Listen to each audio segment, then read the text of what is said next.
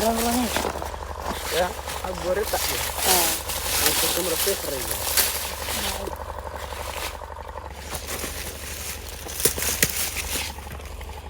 او گندوری لدست مدلینی حال بس گندوری زنه او سال 2 سال ناخوری او سال که قدرتی خوای اون دش با بارام وکن جینی بخو نتخواه تامن نکر طوال اوی دیکش اما دلینی کالیر او گندوره کی زردی جورا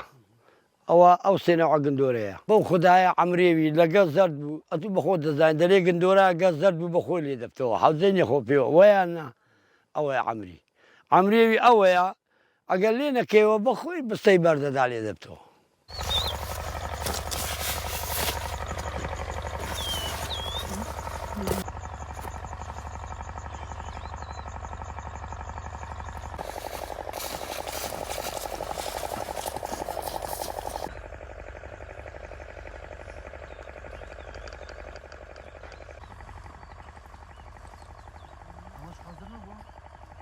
لا قندوره بس بر دري قندور لغنجر جارة بخوري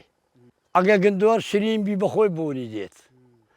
قندوري بيتام بونيني يالو او امن عم قش ما عمري انا بستاني ما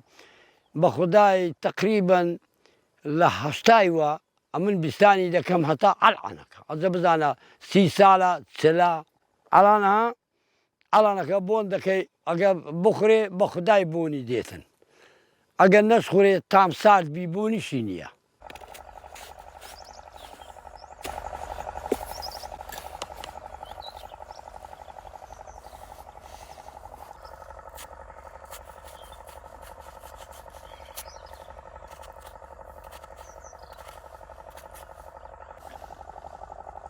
هي قندورة شيرين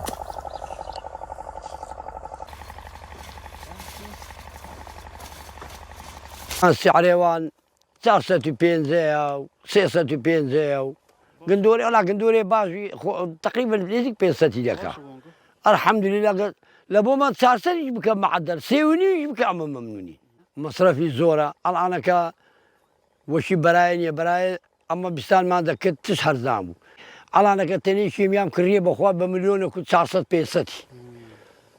الآن كا قندورة اقل ابو ما بخوا سيستي نيت خواري تشتك مع باي ما دي ما اقا بوا ربعك وبوا 150 وبوا 200 بتلو سعري بقول لهم باش تدزاني